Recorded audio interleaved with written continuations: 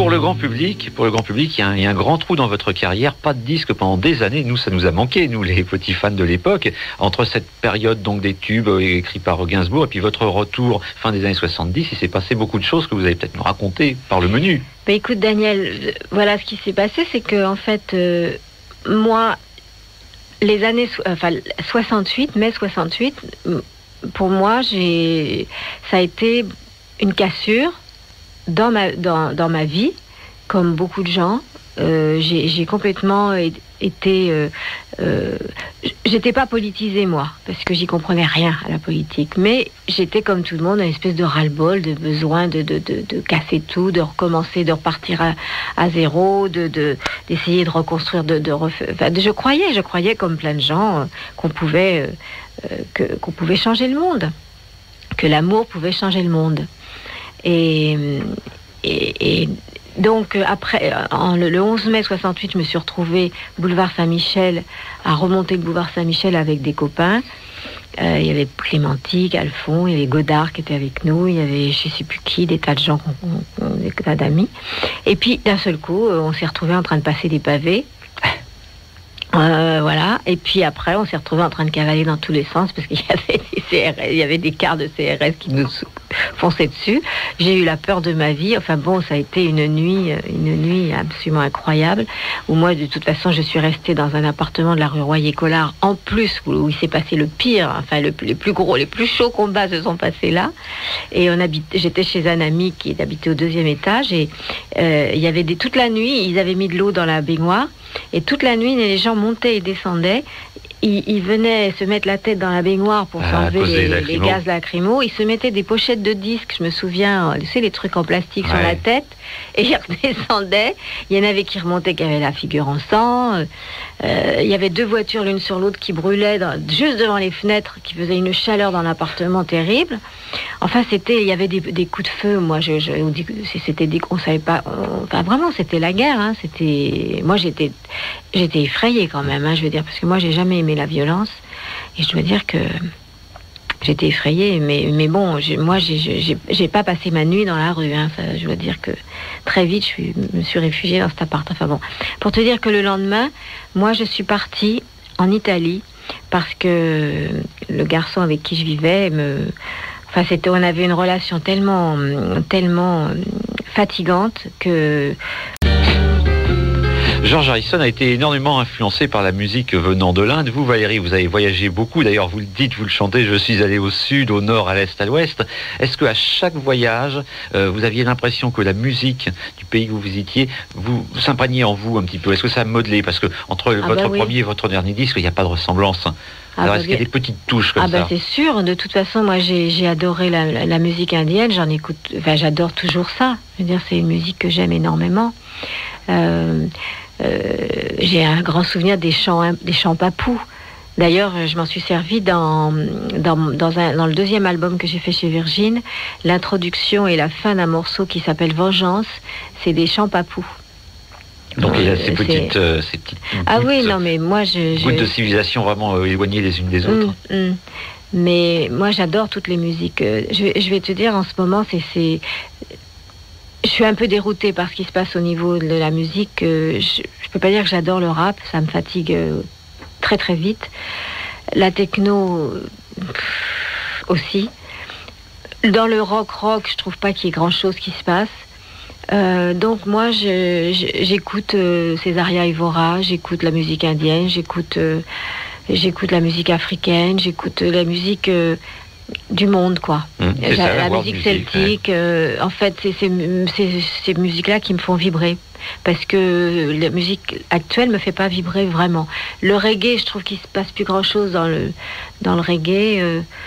Je sais pas, je suis un peu déroutée en ce moment. Je trouve que bon. On attend la nouvelle vague. Vous avez été la première artiste à signer, je crois, chez Virgin. Ça, c'était quand même une grande fierté, peut-être, non? Oui. Virgin était une boîte de prestige, une boîte anglaise de prestige. C'est-à-dire que quand j'ai signé, j'ai pas signé avec Virgin France parce que ça n'existait pas encore. J'ai signé avec les Anglais. C'est les Anglais c'est Richard Branson qui m'a signé le contrat. Et donc le disque est sorti et ça a bien marché. Et c'est juste à ce moment-là que Virgin France s'est créée. Donc automatiquement, je suis repassée de Virgin Angleterre à Virgin France. Et donc, j'ai été effectivement la première artiste Virgin France. Disque enregistré avec des pointures internationales. Oui. Des artistes anglais, Oui. les Rods notamment. Ça, les Rods, c'était le deuxième album. Ouais. Le premier album, c'était les Cincy Rose. Cincy Rose, c'était un groupe anglais qu'on nous avait présenté et qu'on avait adoré. Et voilà, si tu veux, moi, j'avais envie de jouer avec des musiciens anglais parce que d'abord, je préférais travailler avec des Anglais parce que c'est beaucoup plus calme, organisé et efficace que... Ça a changé depuis. Maintenant, les musiciens français se sont mis un peu au même diapason. Mais à l'époque, les musiciens français, c'était une horreur. C'était sans arrêt des psychodrames, il y en a un qui avait dit un truc plus haut que l'autre s'était vexé. Enfin, c'était infernal. Donc, et puis bon, je trouvais qu'ils étaient vraiment moins bons à l'époque que maintenant. Bon, maintenant, les choses ont changé. Il n'y a plus du tout de différence. Mais c'est pour ça que tous les albums, on les a fait en Angleterre et avec des Anglais.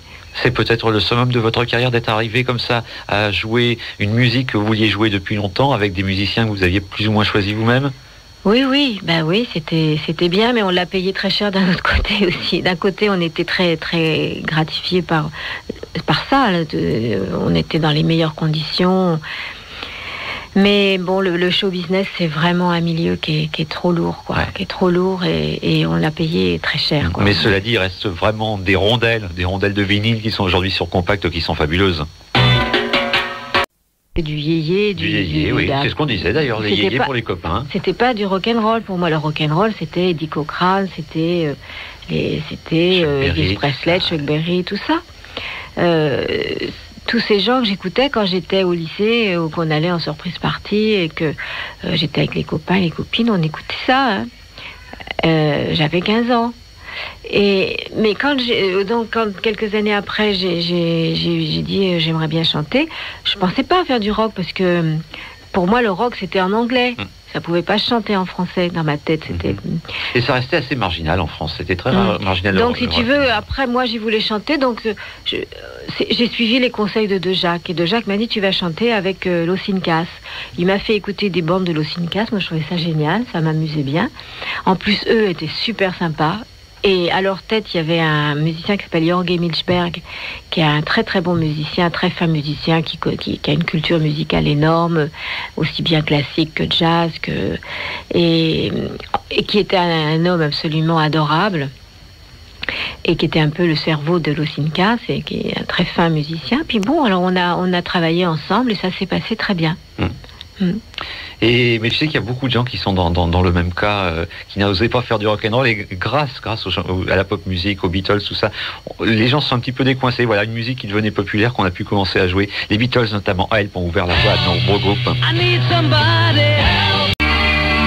Avec ses textes divins, et Madame Valérie Lagrange qui reprend ça pour nous, pour le public français. Ça faisait plaisir quand même de raviver cette chanson qui datait du tout milieu des années 60. Grand souvenir. Alors je tournais des petits films, des petits machins pour bouffer, parce que là. Il faut. Et puis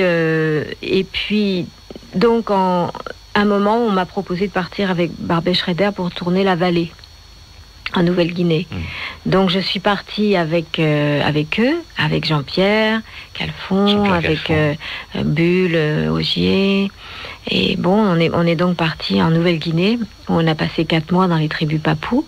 Et ça a été encore une chose assez extraordinaire dans ma vie, un très très grand souvenir d'arriver au milieu de gens qui vivent presque encore à l'âge de la pierre. Et enfin bon, je vais pas trop m'étendre parce qu'on n'a plus qu'un quart d'heure et ça passe trop vite.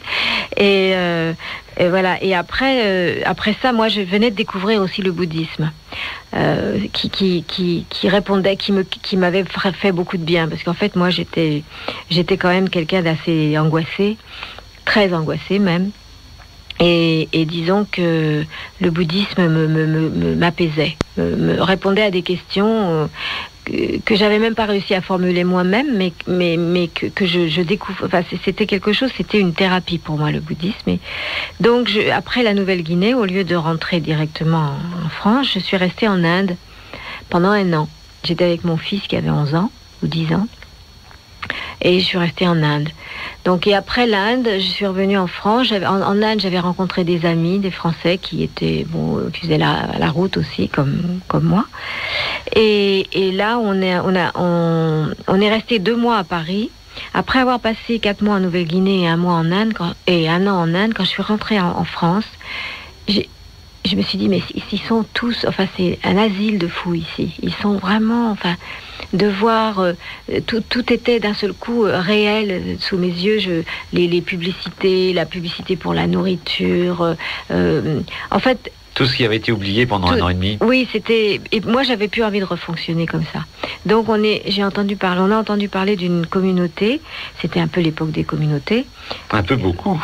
Et on est parti à côté de Sisteron, à Noyers-sur-Jabron, où là, on a vécu une expérience. Il y avait Higelin qui est venu nous rejoindre à un certain moment. On a vécu 6 mois. Et c'était très bien. On faisait des concerts avec Higelin. Enfin, on allait jouer dans les, on se mettait en contact avec les comités des fêtes dans les mairies. Puis on allait faire, on organisait tout nous-mêmes, quoi. Enfin bon. Et puis ça, au bout d'un moment, c'était plus tellement vivable. Je raconte pas tous les détails, encore une fois, parce qu'on n'a pas le temps. Donc, je suis repartie. La communauté s'est un petit peu désagrégée. Il y en a qui sont partis sur Ibiza. Moi, là, je me suis dit, bon, là, c'est un peu pour moi la fin du rêve, la fin de l'utopie. Moi, j'en ai marre, la route et tout ça. Ça commençait à vraiment ça allait plus, quoi. Donc, je suis remontée à Paris. Ça, c'était en 72. Donc, j'avais déjà passé 4 ans un peu en dehors de tout. Et en 72, et là, à ce moment-là, j'ai rencontré un petit peu de temps après Yann à Paris, parce que mon retour sur Paris, ça a été très dur. J'avais plus d'argent, plus de maison, plus d'amis, parce que mes amis qui étaient restés à Paris. Et plus de nom. Plus de nom. Une petite renommée de. Oui, c'est ça. Et c'était dur parce qu'en fait, plus de nom, je m'en foutais un peu, mais c'était surtout, j'avais mes amis qui étaient restés à Paris, j'avais plus grand-chose à leur dire parce que j'avais vécu des trucs tellement déjantés par rapport à, enfin tellement différents, si tu veux, que en fait, c'était un peu dur. Donc. Mais bon, au bout d'un moment, j'ai rencontré Yann, qui était un musicien anglais, et puis de rock. Et puis, on a commencé à faire des trucs ensemble. Et puis là, on est parti en tournée avec Graham Allwright. On faisait la première partie de Graham Allwright. Et puis, on a fait des tas de petits concerts à droite, à gauche. Et puis, on a même fait la Manche pendant 6 mois. On faisait la Manche dans les restaurants. Et des fois, il y avait des gens qui me reconnaissaient, qui me disaient, mais enfin, mais ma pauvre Valérie, mais vous en êtes, qu'est-ce qui vous est arrivé? Et en fait, c'était la plus belle période de ma vie. En fait, c'était vraiment, on était complètement insouciants, on était SDF, on habitait chez les uns, chez les autres, on avait nos sacs en plastique et les guitares. On était comme 2 oiseaux sur la branche, on était heureux. Il y a quand même quelque chose qui va faire plaisir à tous nos auditeurs, c'est que dans quelques semaines, dans moins de 2 mois, un peu plus de 2 mois, on va pouvoir retrouver enfin l'intégralité de votre œuvre chez Virgin avec un petit bonus, un cadeau, une nouvelle chanson pour le mois d'octobre. Racontez-nous ça un petit peu. Écoute, ça fait plaisir, ces disques qu'on ne trouve plus depuis maintenant plus de 10 ans. Écoute, oui, le dernier album est sorti en 86 et... Bon, après, moi, on s'est arrêté à un grand moment avec Yann, parce que Yann a été pas bien du tout pendant très longtemps. Je me suis occupée de lui. Et donc, et puis bon, à un moment, j'ai dit, j'ai écrit pas mal de chansons, de nouvelles chansons, et puis j'avais envie de refaire un album, mais c'était pas très facile, parce que quand on est parti très longtemps comme ça... On vous a un peu oublié. Ouais. Donc, quelqu'un m'a suggéré de faire sortir une intégrale de tout ce que j'avais fait chez Virgin, et avec un nouveau titre.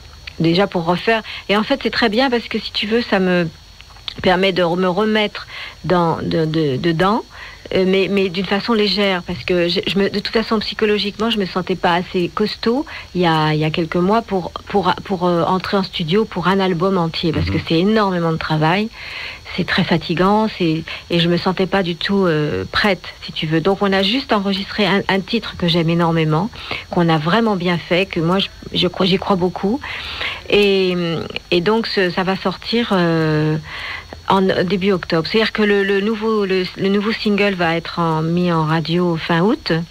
Et le double CD va de l'intégrale de tout ce que j'ai fait chez Virgin pendant les années 80 va sortir début octobre. Et bien alors on va être patient. Eh bien Valérie, vous êtes la dernière invitée de cette émission. Ça fait plaisir d'abord d'écouter tous ces souvenirs et puis de représenter un petit peu toute cette génération de gens qui avaient 15 ans, 20 ans, peut-être vers 68, qui ont écouté, qui ont adoré les Beatles et qui ont eu une vie passionnante et tout à fait symbolique. Donc Valérie, merci d'être venue. Et puis alors j'espère à très bientôt. Mais moi aussi. Au revoir Valérie. Au revoir.